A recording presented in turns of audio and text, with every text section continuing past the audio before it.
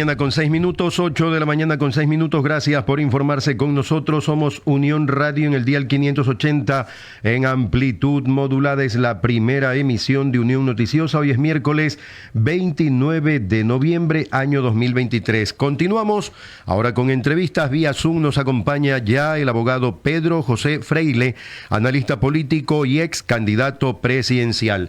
Gracias por aceptar la invitación. Les saludamos desde la cabina principal de Unión Radio en Guayaquil, Javier Cuello, Liceda Avilés y Roberto García. Abogado, ¿qué tal? Un gusto. Buenos días y bienvenido.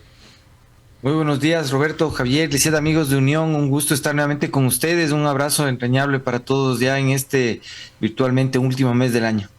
Así es, 8:07. Gracias, abogado, por aceptar nuestra invitación. Vamos a dialogar específicamente esta coyuntura política nacional. Unos lo consideran crisis política dentro del gobierno actual, otros dicen que hay que limar asperezas. Pero usted, ¿qué opina al respecto? ¿Hay o no hay crisis política dentro de este gobierno actual? Bienvenido. Hay cierto nivel de crisis, diría yo, pero sobre todo creo que lo crítico está en que los ecuatorianos nos gusta la telenovela. Entonces, apenas vemos que algo puede generar alguna sensación de culebrón, de inestabilidad, nosotros nos ponemos en crisis. Y en realidad yo no le veo ninguna crisis a esto. La Constitución dice que quien ocupa la vicepresidencia de la República solo hace lo que manda la Constitución, y la Constitución manda que solo hace lo que le manda el presidente de la República. En mi caso, yo casi iba a ser candidato a la vicepresidencia con Elian Topic. Nosotros íbamos a cerrar la vicepresidencia como institución independiente de la presidencia. O sea, para nosotros, el vicepresidente de la República realmente tiene que ser espalda con espalda al equipo del presidente. Si por cualquier razón no es así, entonces es mejor realmente que le manden a ver cómo llueve en Tel Aviv o literalmente al Cairo. 8:08. Entonces, abogado, se confirma esto de que, por ejemplo, si el presidente Noboa se llega a enfermar o por cosas de la vida no puede estar en su cargo, ¿quién ocuparía entonces? Si la vicepresidenta va a estar por Israel o le tocaría trabajar de forma telemática. ¿Cómo se llegaría a ese acuerdo? Bueno, en realidad el presidente de la República tiene varias maneras de ejercer la presidencia cuando no está. Hay un secretario técnico general de la administración pública, un secretario de la presidencia, hay ministros de Estado con funciones específicas. Y si en los casos en los que la ley manda que se lleve a cabo el encargo de funciones porque el presidente está enfermo o el presidente realmente no va a poder ejercer el cargo, es el vicepresidente quien le sucede. Ahora, si hay mala relación con el vicepresidente, por eso es aconsejable que lleguen en fórmula, que lleguen en equipo. Lo que ha pasado históricamente en el Ecuador no es eso, sino que la vicepresidencia se construye como un anexo electoral, como alguien que podría de alguna manera llegar a gremios, llegar a sectores sociales o a sectores geográficos que el candidato presidencial no podría llegar por sí mismo, lo cual por sí mismo ya es un error, porque el vicepresidente y el presidente deberían ser literalmente como Batman y Robin, o sea, cubrirse la espalda de manera permanente. Si no funciona realmente la lógica de poder confiar en el vicepresidente de la República, no le digan a nadie, pero lo que yo haría es buscar la manera de mandarle a la casa. Alguien dijo, un expresidente dijo de que los vicepresidentes eran conspiradores a tiempo completo. Entonces yo creo que de ahí viene... Y a sueldo. A sueldo, perdón. Entonces yo creo que de allí viene el tema por qué algunos se cuidan, ¿no?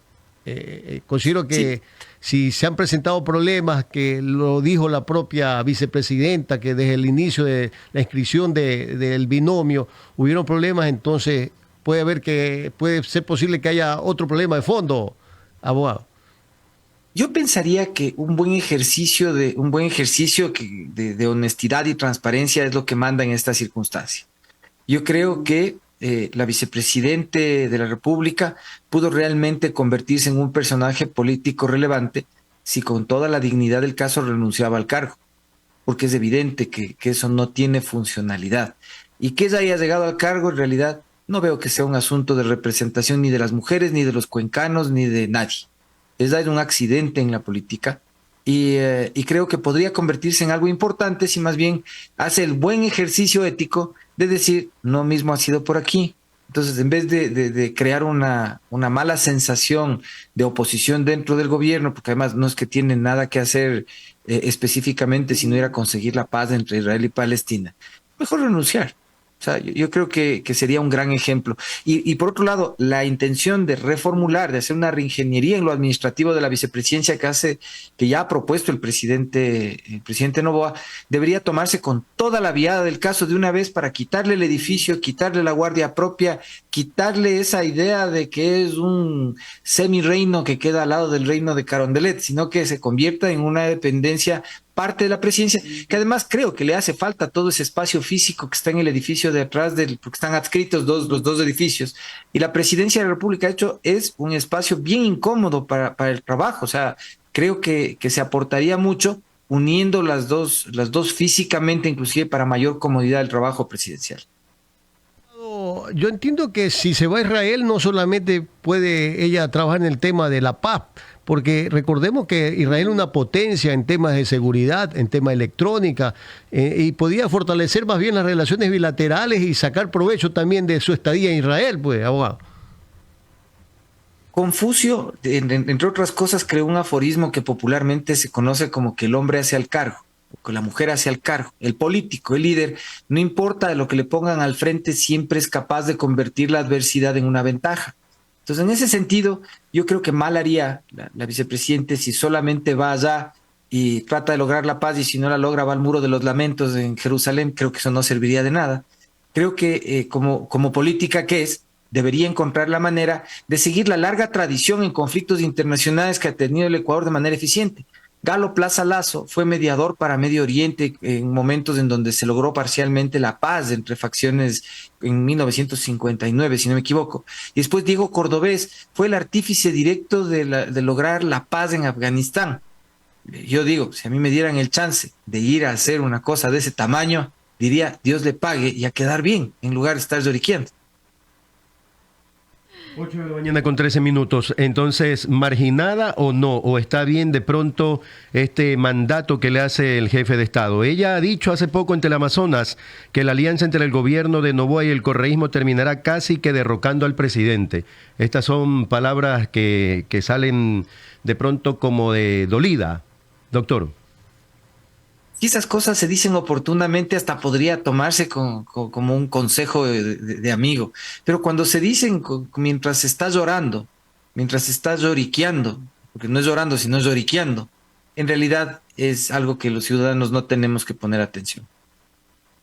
6 minutos. Abogado, hace un momento usted nombró a quien lo iba a acompañar, si es que así se daba el caso de las elecciones anticipadas, Jan Topic. Justamente, y para relacionarlo con el presidente actual, envió ya esta ley de eficiencia y generación de empleo a la Asamblea Nacional, y dentro de eso estaría perdonar intereses y multas a los deudores del SRI. Estoy stalkeándolo, por decirlo así, a Jan Topic, y dice lo siguiente: parte de la nueva ley económica es perdonar efectivamente intereses y multas a ciertos deudores del SRI, siempre y cuando paguen al principal que deben.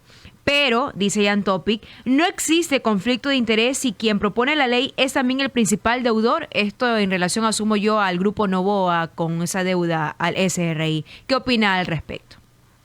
Sí, entiendo que se refiere a ese grupo específicamente. Y me parece que es interesante poner sobre la mesa esa discusión. Porque en la técnica de las emergencias a nivel tributario, muchos países del mundo acuden a dos cosas que de hecho son éticamente incómodas. La una es la remisión de intereses y multas y la otra es el blanqueo de capitales. De una u otra manera estamos apelando a los que se han portado más sapos para que bajen la guardia y en lugar de que se les aplique la ley, la cumplan de manera más suave para poder recaudar dinero. Eso por sí mismo es desagradable, pero lo que yo sí creo es que es necesario hacerlo. No dicen de lobo un pelo, si con eso realmente quienes han estado debiendo mucho al Estado no han declarado a tiempo, como si hacen empresas, por ejemplo, como lo hace Jan o como lo hago yo, sí sería muy bueno, porque de una u otra manera estamos recuperando lo que hace falta, y es que todos adquiramos una conciencia cívica de que pagar impuestos es bueno. Seguridad y el desempleo, el presidente Noboa apunta más hacia la juventud. Se dan algunos beneficios, dice esta ley de generación de empleo, para quienes contraten a personas de 18 a 29 años. Pero ¿qué pasa con los que tienen más de 30? Si toda la vida también han dicho ya de 30 para arriba nos consideran viejos y no nos contratan. Entonces, ¿cómo analizamos esto, Yo abogado? creo que a ti no, Lisset. Eso consideramos recién plural, incluyendo Todavía no que llego, a ti no todavía creo no que llego. cabe. Por Roberto y Javier sí puede ser, o sea, pero por ti no, o sea, no le veo por ahí. Y por mí sí, definitivamente. Yo creo que con más de 40 el problema es que somos todos un riesgo médico, porque a todos nos empieza a fallar algo, nos sube la presión, nos descuidamos de la alimentación, somos un riesgo para el empleador. Pero en realidad, la ley que fomenta el empleo joven es algo que va a servir sobre todo para los grandes empleadores. Pongámoslo así, si yo quiero aspirar, más o menos creo que va por ahí la tabla, a un 90% de exención de mi impuesto a la renta, tengo que poder contratar como 500 personas. ¿Quién puede contratar 500 personas? Una empresa que tiene más de 5,000, de 7,000, de 8,000 empleados. Si a mí me dicen que contrate 500 personas, no, o sea, yo esperaría que me den, yo tengo una empleada y si me permiten, o sea, pues estoy dispuesto a invertir en reparar la aspiradora que tengo y si con eso me bajan el impuesto, también estoy contento. Pero es una ley hecha para que los que más capacidad de dar empleo tienen, efectivamente se sientan atraídos por esa posibilidad. Eso no es negativo para nada, pero siento que es corta la reforma. Ustedes ya me han oído, o sea, yo soy liberal y creo que deberíamos tener contratación por horas y siempre creo que no hay que oírle a esa gente que solo habla del empleo digno con 40 horas completas y todo. Hay que buscar la manera de tener una hora de trabajo protegida por el sistema legal y ahí es en donde tenemos más espacio los que tenemos experiencia, porque a un tipo como, no sé, como Roberto, tú le contratas por la experiencia para que te trabaje 2 horas al día y te solucione problemas. No necesitas contratarle las 40 horas. Le pagas bien, él aporta al IES, se va llevando un par de dólares a la casa, unos $200 seguramente en el día por su experiencia, y hace feliz a todo el mundo, tiene trabajo, estamos mejor.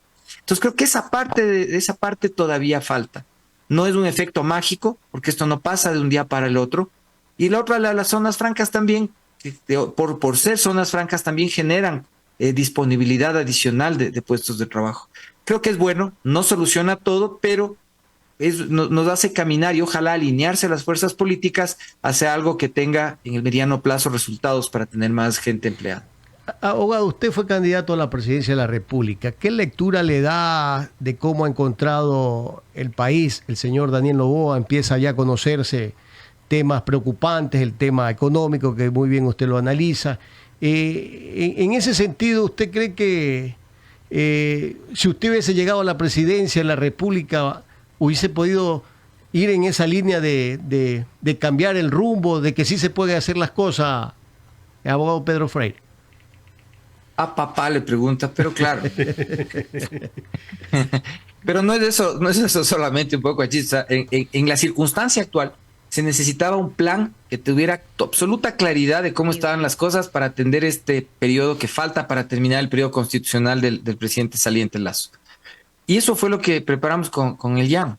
Teníamos un plan ad hoc para este periodo, entendiendo que teníamos que suplir ingresos y que la condición de caja, no sé si como ustedes mismos en una entrevista como casi un año, ya dijimos cuánto íbamos a tener en caja. Nos equivocamos en $14 millones respecto de lo que iba a quedar, pero esto ya lo sabíamos.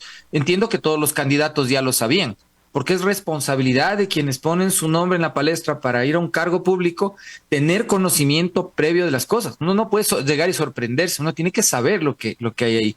Lo que yo diría para ventaja de la situación, que entiendo también ya lo sabrá el señor ministro de Finanzas ahora en funciones, es que más allá de lo que queda en caja, el Estado ecuatoriano recibe entre 600 y 900 millones de dólares al mes de los ingresos que le corresponden regularmente. Entonces, no es que solo hay esa plata y no hay nada más. O sea, eso sería importante también saber. Hay un flujo circulante que entra a la caja fiscal y que lo relevante, diría yo, más allá de saber que la ejecución presupuestaria y lo que deja el gobierno anterior sí es una porquería, es cómo se va a usar eso que va a entrar en el siguiente ciclo. ¿Cómo se administra eso? ¿Qué prioridad hay respecto de eso? ¿Cómo se va a lidiar con nuestros acreedores inmediatos que tenemos que pagarle 5,000 millones en pocos meses, sabiendo lo que va a ingresar a la caja? No solamente cuánto tenemos ahora, porque esto yo creo que más bien sí nos pone el cable a tierra y nos ubica en que no tenemos para hacer nada exótico, pero también genera muchas preocupaciones en las familias de servidores públicos que trabajan y están pensando que llega Navidad y les va a tocar estrecha el asunto. A muchos comerciantes Solo en la Cámara de Comercio de Guayaquil han reportado pérdidas de cerca de $700 millones por los cortes de energía eléctrica. Entonces yo creo que hay que ir un poco más allá. O sea, creo que el primer baldazo que nos da el gobierno es correcto, es un golpe de realidad que nos está dando a todos, que seguramente, como digo, ya conocían desde la campaña. Pero lo siguiente es decirnos, con lo poco que tenemos, ¿qué sí vamos a hacer para poder empezar a caminar hacia ponernos en orden? Abogado Pedro José Freile, ¿hizo bien o no el presidente de la República, Daniel Noboa, por el tema alegando gobernabilidad, pactar con el correísmo y con el PSC? El presidente de la República tiene la obligación de poner puentes y lograr trabajar con todo el mundo. Y un chinito bien interesante, un oriental, de hecho no era chino realmente porque China no existía en esa época, que se llama Sun Tzu, que decía que si uno no quiere la guerra tiene que tener cerca a sus amigos, pero si uno no quiere la guerra tiene que tener más cerca a sus enemigos. Y es así como se construye la gobernabilidad, tendiendo puentes con los que podrían causar daño al paso que uno debe liderar. Entonces creo que el presidente de la República hace bien. Claro que las coyunturas legislativas, las que se relacionan a quienes llegan a las comisiones y quienes están en el CAL y demás, son esa dinámica del apetito voraz de los partidos como pirañas al inicio de la instalación del poder legislativo. Y eso pasará. Pero si el Ejecutivo, como veo que sí puede hacerlo, toma ventaja de eso para alinear las fuerzas políticas en una premisa, y es que nadie que sea un atacante debería ser considerado próximo gobernante, sino quienes tengan la capacidad propositiva de caminar de una manera en la que nos reconciliemos para poder pelear contra el crimen organizado y la pobreza juntos, quienes sean realmente los que discutan y peleen el poder en las siguientes elecciones. Y ahí creo que sí tiene cómo hacerlo el presidente, así que no hay que perderle esperanza. Yo sé que el tipo no habla mucho, pero veo que sí toma decisiones. 8:23 minutos. ¿Y ya se subió o no se subió al metro de Quito? ¿Ya está operando? Ay, me acabas de tocar una fibra íntima. Oiga, usted no, fue candidato a la no alcaldía. No solo soy quiteño, sino que viaja, no, él tiene vehículo propio. Casi llega y luego me lo bajaron. Estudiar. ¿Ah? Por lo menos para probar.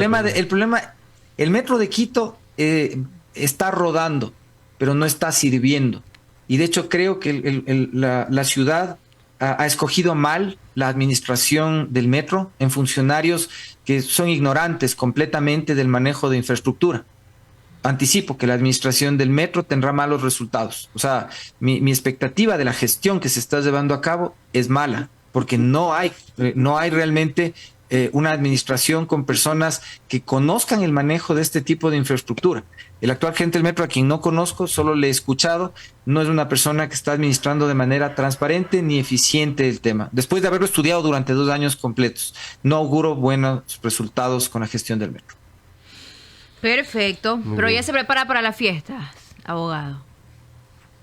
¿Para fiestas? Las fiestas de Quito. O sea, desde en mi caso, en la Carita de Dios, por ejemplo, en mi barrio, donde yo vivo, se hacen las fiestas al estilo tradicional. Entonces los vecinos salen a zapatear en la calle, chuman cabeza y comen juntos.